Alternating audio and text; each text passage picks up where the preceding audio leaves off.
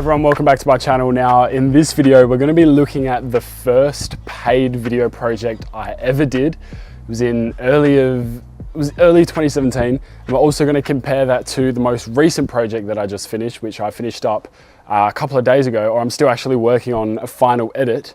But we're going to look at the progression between the two, how things have changed, also some things that, some key sort of tips that I've taken away over this time. It's been just over or almost 2 years now since I filmed the first video. So lots of things have changed, and I also want to talk about the gear difference as well, in terms of the gear that I've been using, how that sort of changed and evolved as I've sort of changed and evolved and learnt new skills and things like that. So we're going to hop onto the computer and we're going to watch my first ever paid project. So by that I mean the first ever video project where I either reached out to a client or they reached out to me. So these people, they reached out to me and they said, can you film our wedding and we'll pay you for it? So I was like, okay. So I had to go there, I had to edit it. It was all me. I wasn't editing someone else's footage or anything like that. So this is the first project where I was in control of everything. So we're going to watch it.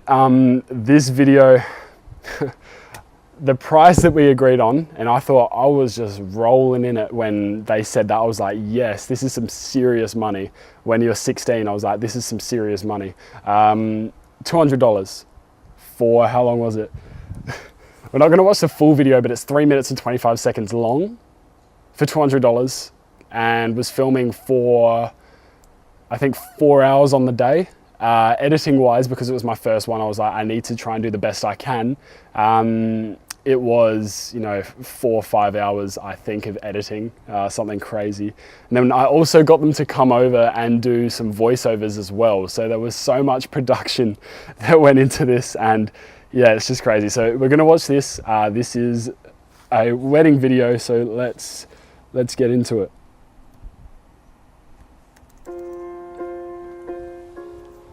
Love isn't always perfect. It isn't a fairy tale or a storybook.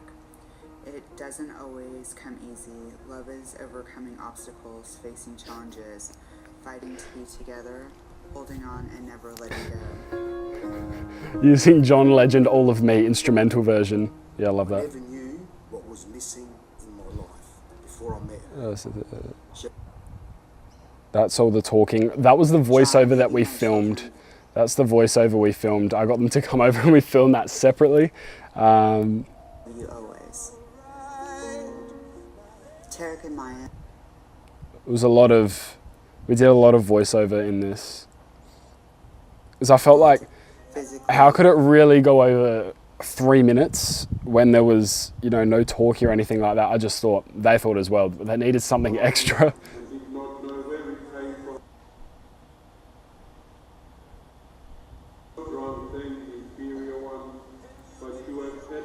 So you can see the main thing that I was doing here, there was lots of hard cuts. There wasn't really much energy in the edit at all. It was very dark. You can see the warp stabilizer coming in, or the stabilizer for Final Cut. Because I was using a shoulder rig for this, I didn't have a stabilizer or a gimbal back then.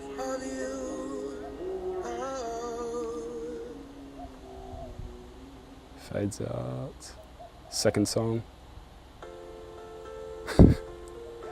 Instrumental version of Just the Way You Are. This is classic. But yeah, it's very, what it reminds me of, there's hints of movement in there. I've tried to incorporate some movement into it, but it just reminds me of, yeah, like some of the shots there's movement, but most of the time it's just static shot, hard cut, static shot, hard cut. And it reminds me a lot of, classic Casey Neistat style YouTube videos, because I used to watch a lot of that back then, and that was what I was doing. Hard cut, hard cut, hard cut. I've learned a valuable lesson. More voiceovers. When I'm wrong, admit it. When I'm right, keep quiet. Oh, what was that? That was can we rewind to that? What was that? They say you don't marry someone you can live with. You marry the person you can't live without. I did a zoom pan there. I have learned a valuable lesson. Where is it? When I'm wrong, admit it. When I'm right, keep quiet. There we go. Damn, that was bad. And then the text sketches out. They say you Where's it don't coming? marry someone you can live with. There it is. You marry the There it is. person you Oh, that was like 45, I think it was like an hour on After Effects doing that. I had no idea how to do that. I Googled it. Oh, an Austin Lovell film. So yeah, that was the first ever paid project I did. Sorry, I kept messing up, but that's 3 minutes. Yeah, so key things from that. I was doing a lot of hard cuts. I was doing lots of static shots. There was a little bit of movement, but I was just worried about stabilizing it after. My main thing was keeping the footage stable and smooth. And I was using one of those shoulder rigs. I got it the day before. I'm like, this is gonna be next level. And in terms of equipment I used for that, so that was the first project where I used my Canon 80D, and I still use that 80D. So that's the camera.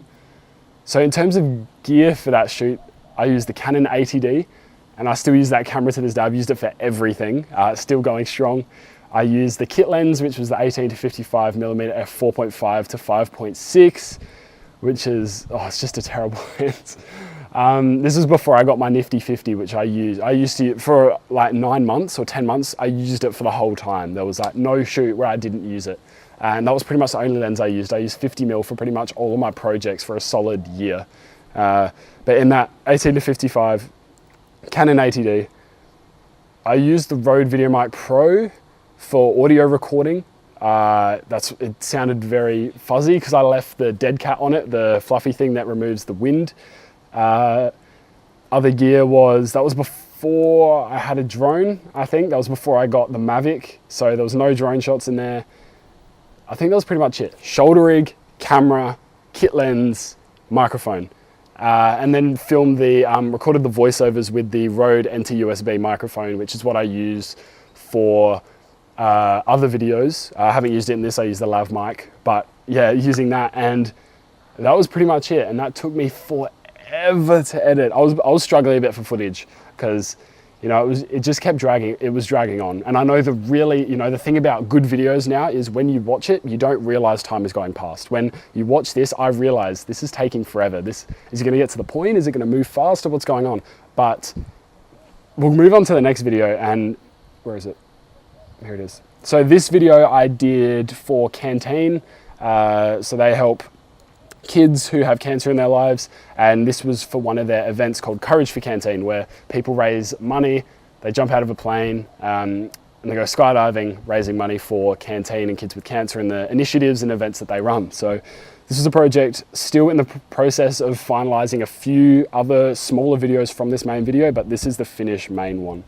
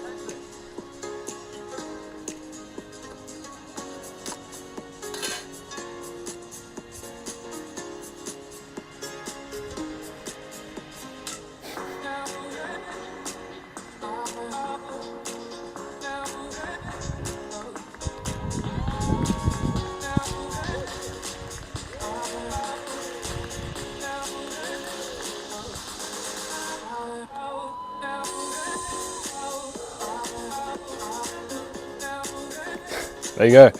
So that video there was all up 1 minute 39 seconds. So ideally with all commercial projects that I do now, I try and keep it below 2 minutes, or I don't like going any further than that because it is that retention issue. Can you keep the viewer engaged for the full length of time? And often, or most of the time, it's quite difficult to do that. So I like to keep it on the shorter side. So when people first see the video, they first see it and they check the length and they see it's under 2 minutes, they think, oh yeah, I can watch that. So already in their mind, they're willing to watch the full video before they've started. So that's a huge plus. And sort of some key takeaways from this. Some key things that I did in this video, which I didn't do previously. So in this video, so far there is, okay, shot there, that's 18 to 35 f1.8, 1835. That's a 10mm f2.8. So that's 2 lenses being used already. I don't think I pulled out the 50mm for this. Or maybe it was that. No. So I used, difference between this and the first video I did, used 2 lenses. So I used 18 to 35 and a 10mm f2.8. So variety of focal lengths is huge. I used a 50mm for about 12 months. That was the only lens I used. I'm not saying I used the wide lens as well, or the telephoto. I used a 50mm for almost 12 months. That was it. And the lens cost me $80 off Gumtree. That was the only thing I used because it was shallow depth of field, and it just, that's what, when I thought of that, I thought of, you know, that's cinematic, that produces cinematic images. And it did for a long time. It helped me a lot. But variety of focal lengths, major tip. If you're just starting out, you may only have one lens, but most of the time the lens they give you is a variable focal length. It's a zoom lens, it's not a prime lens. So experiment, try different focal lengths. Main ones go really wide and macro as well. So mix it up, really close, really wide. If you have those 2 distinct different shots, obviously on a zoom, 18 to 55, you know, you can use 18 and you can go 55. I wouldn't go like 24 and 35, just, it's the difference in focal length isn't that much. And on a crop sensor, you can't really tell the difference. So if you're using full frame, it's obviously, you have the money to get more lenses. But if you're just starting out using APS-C, I'd recommend mixing up the focal lengths that you're using. I know all the kit lenses are zoom lenses most of the time. So if it's Sony, go to 16 and then go up to 50. On the Sony a6300, that's what I had, go to 60 and then go up to 50. On the Canon, go 18, then go 55. Get a variety of focal lengths. Another key thing I do in here is movement. So every shot in this video, there is not a single static shot.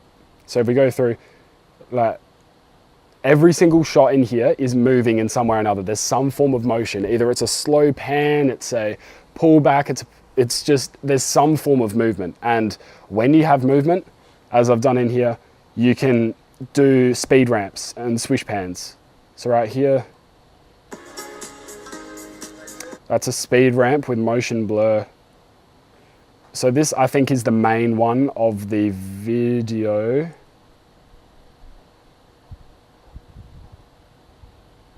This is the main one.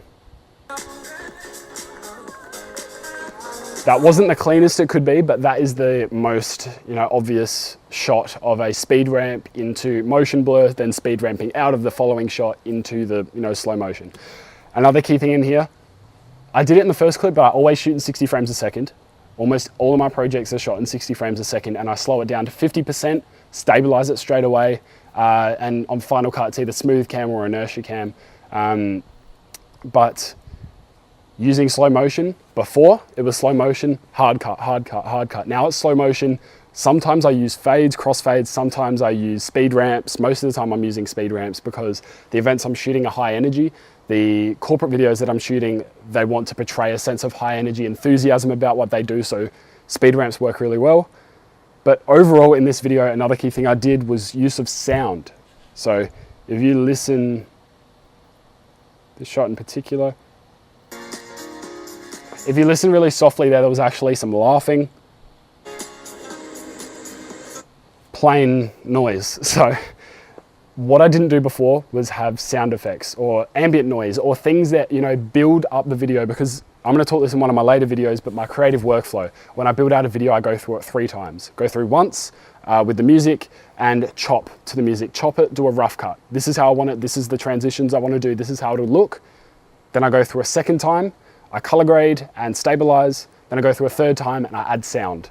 So add sound effects, add different sound components, add different, you know, ambient noise to things. So it's going to build the character of the video. It's going to give it something more than it has already, because shots by itself, there isn't much character, there isn't much energy, there isn't much difference, but adding sound effects, adding little things like this, it gives it that more like 3-dimensional feel, like you're in the environment with it. And I think that's a truly important thing in video, is engaging the viewer to the point where they feel like they're there. If you can do that, then you know you've done your job really, really well. And that's something I didn't do with the first wedding video. It felt like a fly on the wall. That was just, or not even a fly on the wall. It just felt someone watching it at the movies. They were just watching someone else's wedding, but they weren't there, which is the thing that I was missing. So sound, this video is a bit of color grading, use of drone shots, obviously.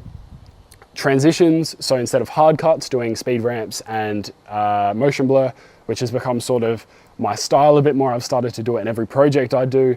And you know, some other things in there. Every shot is movement, because for this video I was using a gimbal, I was using the DJI Ronin S, so I actually could do movement. I wasn't using a shoulder rig. The camera was the Canon 80D, so the same camera. I was using a different lens, an 18 to 35 f1.8, so the Sigma Art series for my Canon 80D. And I was also using the 10mm f2.8 Rokinon, so an ultra wide. And that's what this shot is here. The plane shot is a ultra wide. And that's pretty much it. You know, sound, key takeaways from this. Use sound. Use it where it's applicable. Don't just add random sounds in there. Obviously, force out. Give the, you know, the ultimate goal here and the ultimate difference between the two videos is one feels like, when I've showed it to people and when I've watched it myself, it feels like I'm actually there. It feels like, you know, it's a much more engaging feel because you can hear the sounds, you can hear the people laughing, you hear the people cheering, you can, you know, the motion and everything. But when you watch the first wedding video, you don't get any of that. You feel like you're watching it, it's just pretty bland, it's pretty boring, there's not much emotion at all. So that was, I hope you enjoyed that little comparison between my first ever video, so $200 for that project, compared to this one. And this one was over $1,000 project, but there was a discount because I was an event partner. Offset was an event partner, so we ended up discounting it a bit for Canteen. But that's the difference. So the gap between those was about 2 years. And you know, it didn't happen straight away. It was sort of a slow progression. This isn't by any means perfect. There's still so much more I can do, but I think it's a very significant improvement from the wedding video I did. When the tone they were both trying to portray was very similar. They wanted to be energetic, upbeat, and I didn't capture that at all with the wedding video. So hope you enjoyed this video. I hope you got some, you know, some tips out of it, and you can see that creating videos at a corporate level that, you know, for top dollar, or for much more than I did at the start, it doesn't happen straight away. This has been a slow development, continually doing more work, experience. So I hope you got some value out of it, and you know, sort of you've got those main takeaways and now you can apply them to your own video production. So hope you enjoyed this video, and I'll see you in the next one. Ciao.